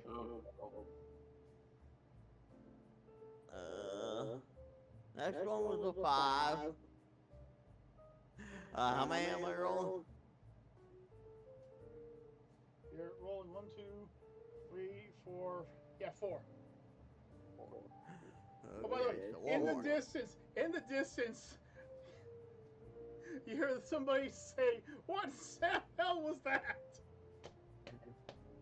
And another 17. Okay, as long as you didn't roll below a 10, you're fine. Okay. One was a 7. One was a 7. Which one was the 7? It was the second to last, I believe. Okay, that's Mama Bear. Okay, so with a bellow, the one that pimp slapped Necro across the map. By the way, Necro is 70 feet away from y'all. You guys aren't starting together. Bellows, and from the water, 2 more emerge. These 2 seem to be equipped with harpoon guns. Wait a minute, is my necklace still glowing? Your necklace is glowing like the dickens. It's glowing.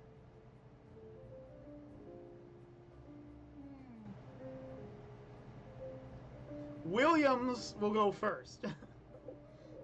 Okay. Williams takes one look at the monstrosities and looks at Juggernaut and goes, "Fish, I'm out." And he starts running away. He's just running. Williams is literally running back towards the town. I don't blame him. Okay. Started it. Necro, you rolled a 17, so you'll go first. So after you pull yourself out of the divot in the wall, and you see that Juggernaut has started a fight with these monstrosities, it's your turn. What do you do? So Kyle, quick question. Am I up to level 4 spells? Yes, actually, you're at level 5 spells, Necro. I'm at level 5. Take your level, okay? You're level 10, right? Take your level and divide it by 2. Okay. Then round down. So if you're at level 11, you're still at 5. Right. Okay. If you guys, I'll die a martyr. I don't care. Dude, you started the fight. The gang's gotta do something, buddy. This thing came to save little Toady, and you decided you want to f with me? Fine. You can f with my entire team. In my defense, that punted Nick 70 feet, 70, 80 feet away. He's our team leader. What else am I supposed to do? I don't know, try to figure out why it did it, or notice that it then picked up little Toady and retreated into the water. Not following up with killing him. Would these be considered organic creatures?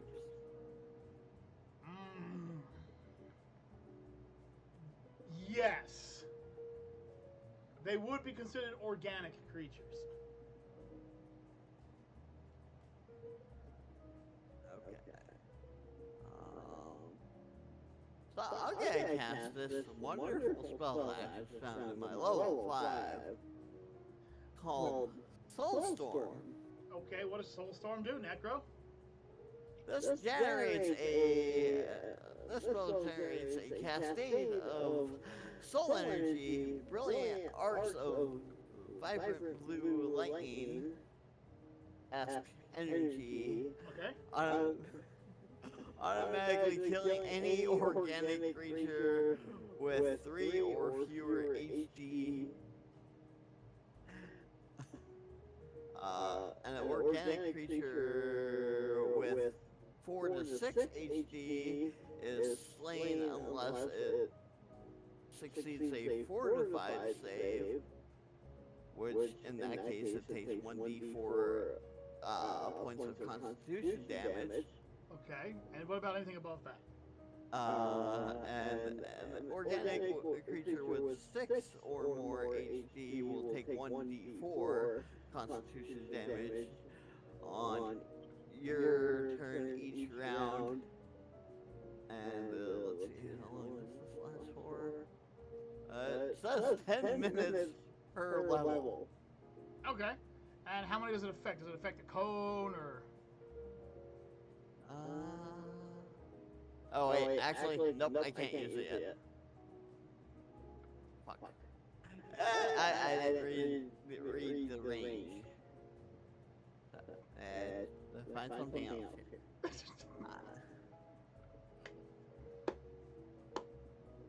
Okay, that's will work better. So, I'm gonna create a Flynn golf spin here, lightning blast. Okay, then. Created by famed elf air mage, Fingoff Flynn. So it hits medium range, so 100 feet plus 10 feet per level. They're definitely within range. Yep. How many does it hit? One creature or one creature per level, no two of which may be more than 30 feet away apart. Okay, so you're level 10, so you can hit up to 10 targets. Right. So you're just gonna fire it right at those guys? Yeah. How much damage does it do? Okay, so it says the single target version blast.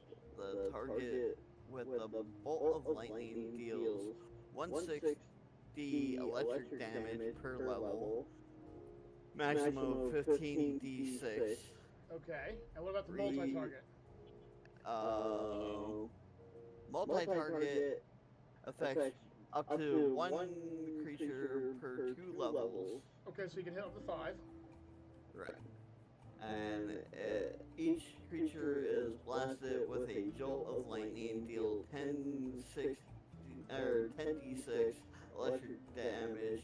Reflex save is and stunning the targets for 1 round. Okay. A successful fortitude save negates the stun. Okay, and you're aiming. You're aiming at just one of them, or are you aiming at multiple? I'll try and clip as many as I can. Okay. Necro gets up and begins doing a bunch of hand symbols, summons the lightning to 2 fingers with a smile, and aims at the first creature and fires. First creature takes 60 damage. And then he notices the bolt of lightning drops into the water and hears little screams and popping sounds as 4 unseen targets explode and die under the water. The creature that he hit begins to glow red.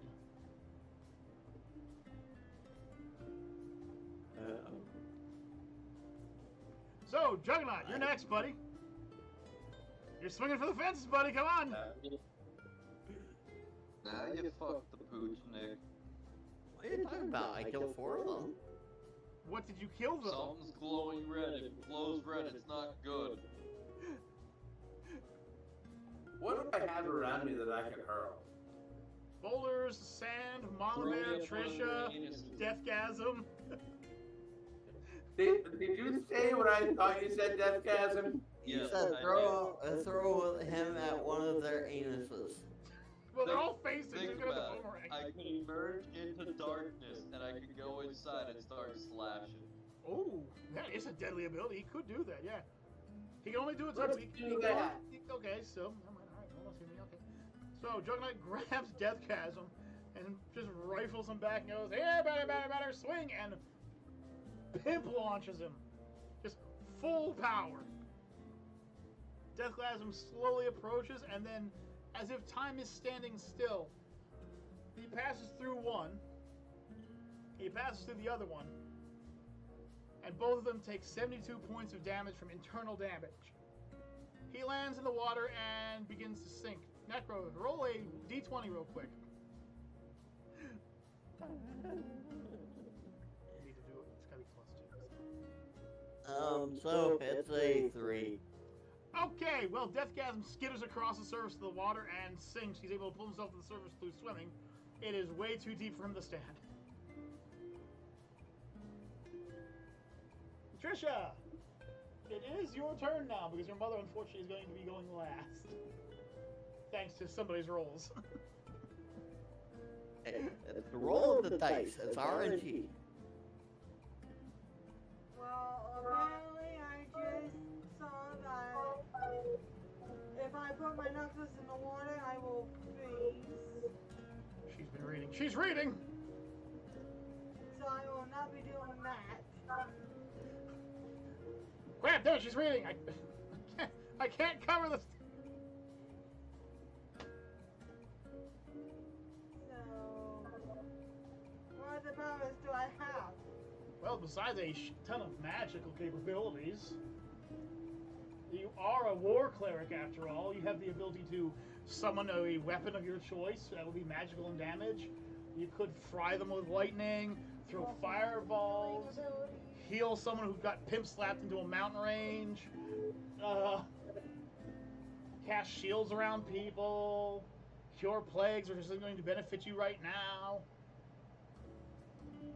I call for the Excalibur. Oh, jeez. She summons a holy glowing sword from the sky into her hand. It's two-handed, but she has the perfected ability to wield it due to her class capability of her being a war mage. Okay, now these creatures are about 20 feet out in the water. You gonna go charge one of them and slice them? Didn't think of that, did you? They're about, to them, they're knee deep in the water, which is about waist deep to you. You have to meet these things in their terrain right now, so you have a melee weapon. I mean, I guess you could try and throw it at them if you want, you know. I could try that. Okay, let me see how it works out. She summons the mighty Excalibur, you know, weapon of myth and lore, and decides to pitch it. Now, which one did you want to pitch it at? The glowing red one, the non-glowing red one of the ones with the harpoon guns? Glowing red one. Okay. With a mighty hurl of her Excalibur, she happens to nail it directly in the chest. The creature takes 38 points of damage. It doesn't even seem to notice the Excalibur sticking out of its chest. Alright, so. At least she hit it. I got good aim. Yes, you do. By the way, catch. You hear a mumbling in the water, and suddenly a net made of kelp seems to launch itself from the water and wraps around you. You can feel yourself slowly being pulled into the water. You're currently pulled 10 feet forward. You're now ankle deep in the water. I take off the necklace and I give to Mama Bear. It's too late. You can't do it right now. You've been pulled in the water. You can do it next turn. But you can't see what's pulling you into the water. There's just something grabbing you. There's something else there. Deathgasm feels nets grab his feet. Necro, roll a d20. You cannot see here. Necro, roll a d20.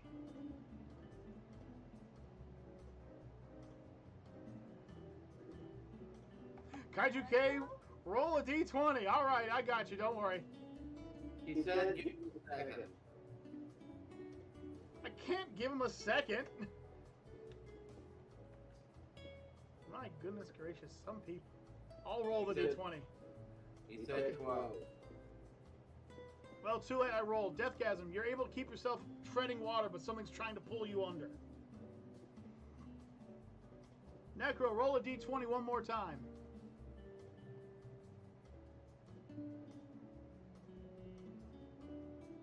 Kyle, roll a d20. All right, I'll roll a d20. 14. All right. Mom Bear sees the net coming and is able to gently throw herself out of the way. The first monstrosity takes a step forward.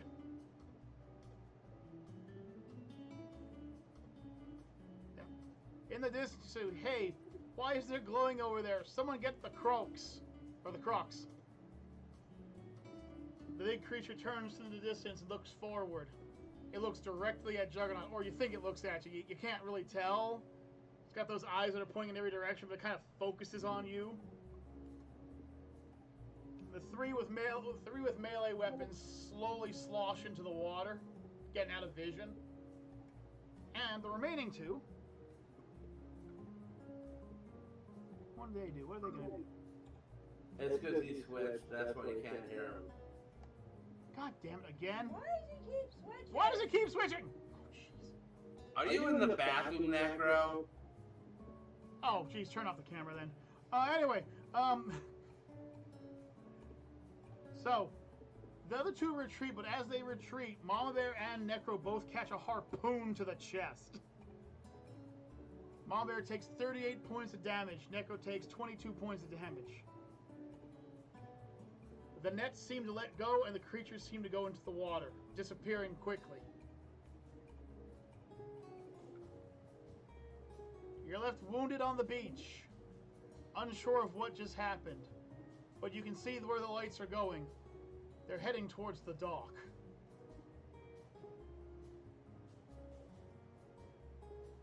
And you can hear screaming.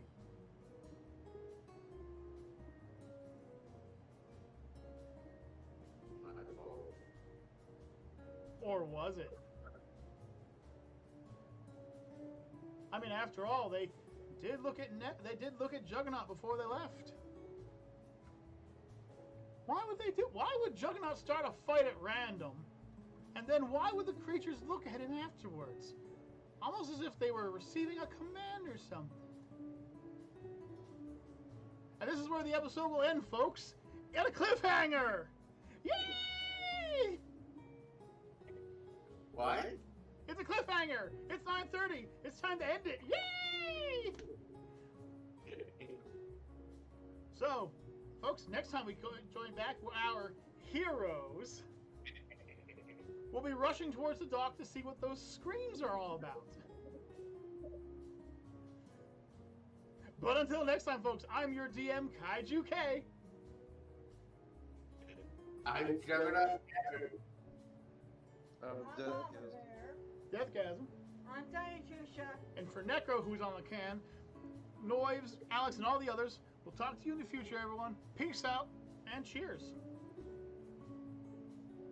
Later.